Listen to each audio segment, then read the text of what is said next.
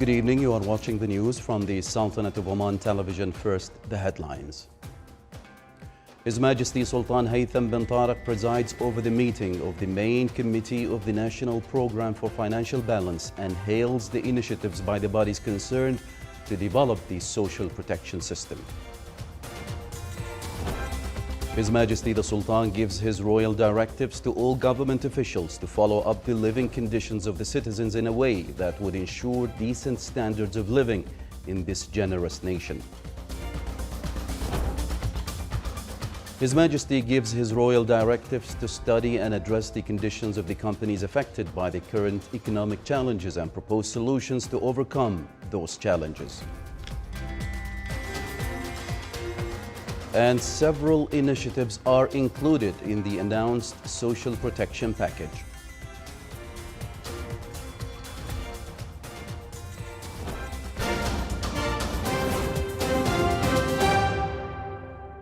Those were the headlines. Now for the news in detail. His Majesty Sultan Haytham bin Tariq presided over the meeting of the main committee of the National Programme for Financial Balance this morning at Al Baraka Palace. His Majesty commenced the meeting by reviewing the financial and economic developments the country is witnessing as a reflection of the efforts made in implementing the programs and initiatives in the medium-term fiscal balance plan 2020-2024. His Majesty expressed his satisfaction with the governmental measures taken in this regard. His Majesty gave his royal directives to all government officials to follow up the living conditions of the citizens in a way that would ensure decent standards of living in this generous nation, stressing that a decent living for the Omani individual at present and in the future is an utmost goal for all government work in various sectors.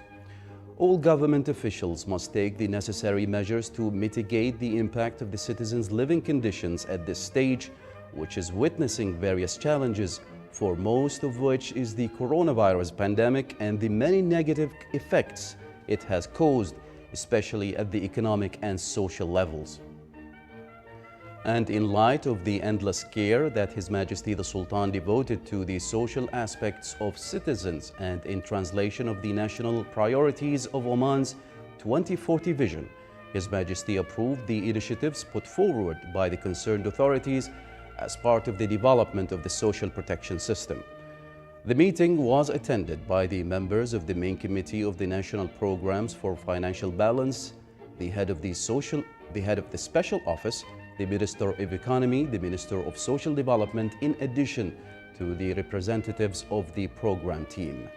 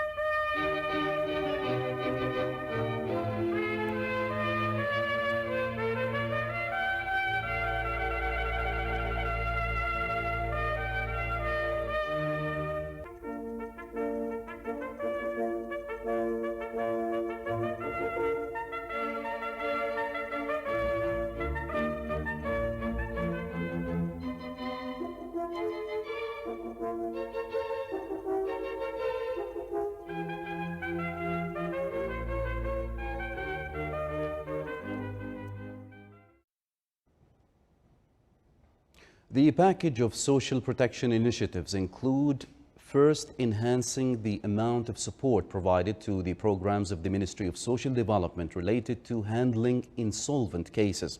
Second, exempting all citizens whose monthly income is less than 350 riyals from the debts of the soft housing loan program at the Ministry of Housing and Urban Planning. Third, exempting all citizens benefiting from Senate and former Mawrid Rizq programs from outstanding payments. Fourth, the Oman Development Bank provides financial facilities without interest and fees for self-employed workers and includes sales and mobile services, home-based businesses, taxi owners licensed to work in hotels and airports, women's businesses, workers in the field of fishing, in accordance with the principles that will be announced by the bank. Fifth, the Small and Medium Enterprises Development Authority will launch an urgent financing program for entrepreneurs holding Riyada card in accordance with the regulations that the authority will announce. Sixth, extending the period of disbursement of the job security benefit for applications that fulfill the established conditions and permitting acceptance of late applications for the specified period until the end of this year, 2021. Seventh, expanding the list of basic food commodities that are subject to value-added tax at a rate of 0% from 93 commodities to 488 food commodities. Eighth, the government bears the cost of the value-added tax imposed on the electricity and water services for all citizens who own 2 accounts or less than the residential category. This includes families that have been previously targeted with government support for the 2 services. Ninth, increasing the amount of subsidized and consumed fuel by national support card holders from 200 liters to 400 liters per month, and the government bears the cost of the value-added tax for that amount so that it will remain at the same subsidized price of 180 paisa per liter. His Majesty the Sultan directed the Ministry of Commerce, Industry and Investment Promotion in association with the relevant government bodies to study and address the conditions of companies affected by the current economic challenges with the aim of finding adequate solutions to overcome these difficulties. His Majesty Sultan Haytham bin Tariq received a cable of thanks from His Highness Sheikh Nawaf Al-Ahmad Al-Jaber Al-Sabah, Amir of the State of Kuwait, in reply to a cable of condolences sent by His Majesty the Sultan on the death of Sheikh Nouriya Al-Ahmad Al-Jaber Al-Mubarak Al-Subah. Sultanate of Oman focuses on a number of control tools to realize Oman Vision 2040. The auditing process is extended to a variety of sectors to ensure the successful implementation of development plans. Accountability has become the main pillar of the state by taking action against any wrongdoing that impacts public money or government performance. His Majesty Sultan Haytham bin Tariq has made it clear in his speech that accountability is the insurance for fulfilling the vision goals. The State Audit Institution takes from time to time action against violating individuals and institutions. The violations include abuse of power, misappropriation of public money, embezzlement, forgery, and other infractions. Public prosecution has also been active in protecting the state's funds and interests. In 2020 alone, prosecution has managed to retrieve over 24 million Omani riyals for the state's treasury.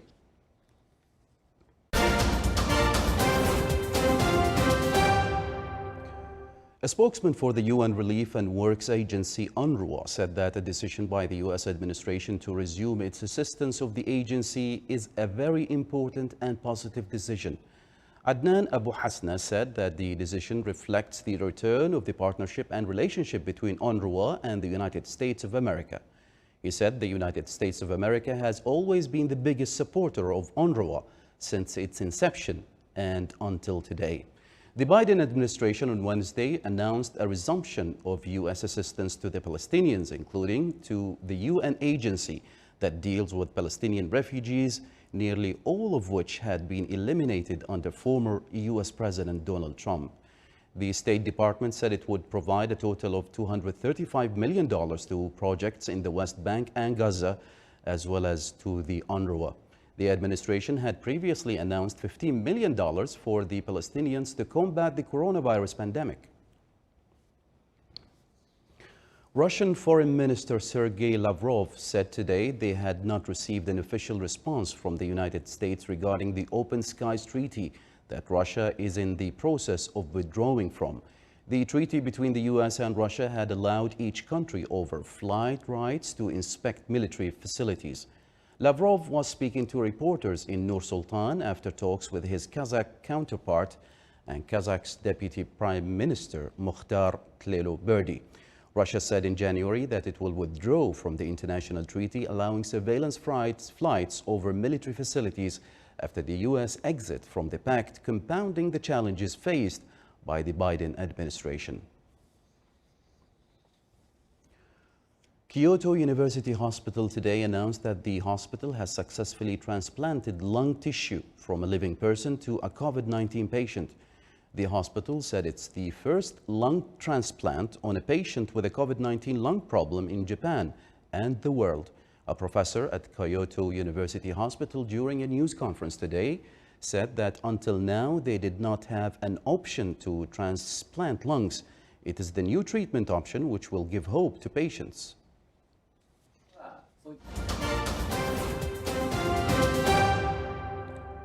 Royal Oman Police launched the Unified Security Border Posts and the accomplishing of electronic visa, as well as activating online service of civil ID, passport application and renewal in the Governorate of Al Buraimi. This marks a new beginning in different border posts, which go in line with the future vision of all border posts in the Sultanate. The launching ceremony was presided over by His Excellency Lieutenant General Hassan bin Mohsen Al-Shriqi, Inspector General of Police and Customs. The Royal Oman Police adopted high-tech security and surveillance system and inspection devices that keep pace with technological breakthroughs in the fields of promoting safe customs inspection, in addition to assuring the facilitation of entry of people through all borders, customs clearance procedures supporting tourism, which will attract tourists to visit the Sultanate. ROP continues to work on enhancing security and performance through the unified security system to manage air, land and maritime border posts.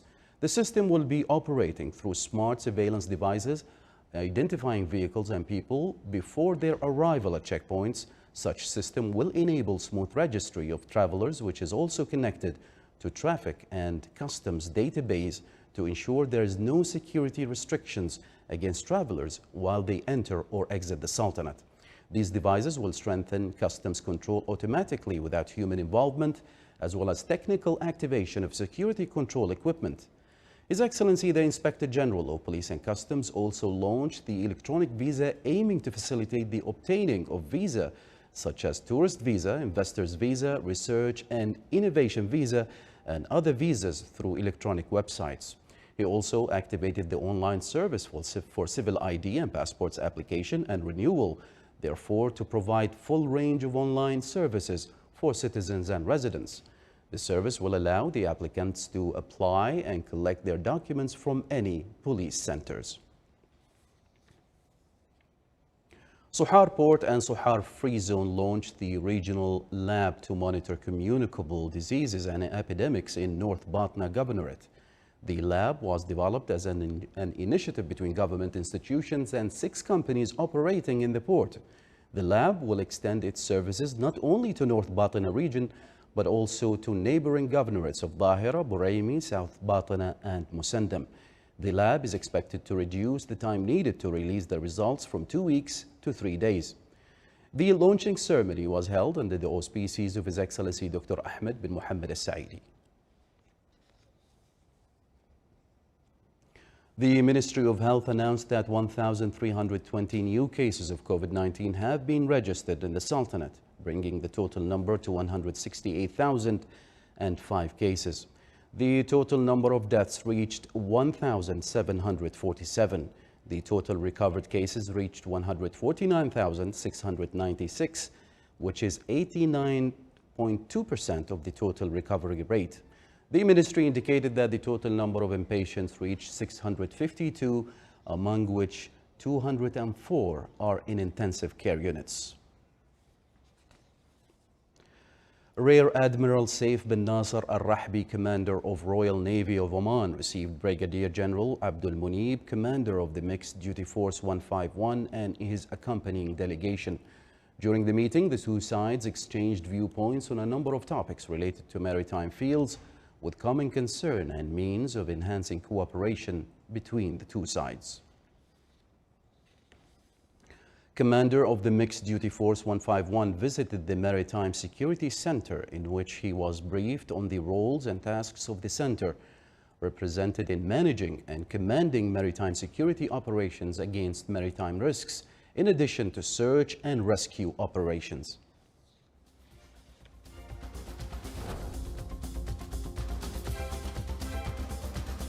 This is the Sultanate of Oman Television. Before we end tonight's bulletin, here are the main headlines once again. His Majesty Sultan Haytham bin Tariq presides over the meeting of the main committee of the National Programme for Financial Balance and hails the initiatives by the bodies concerned to develop the social protection system. His Majesty the Sultan gives his royal directives to all government officials to follow up the living conditions of the citizens in a way that would ensure decent standards of living in this generous nation. His Majesty gives his royal directives to study and address the conditions of the companies affected by the current economic challenges and propose solutions to overcome these challenges. And several initiatives are included in the announced social protection package.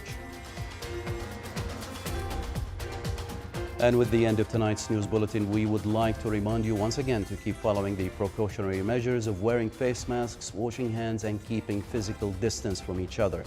From all of us here at the newsroom and the studios, it's good night and stay safe.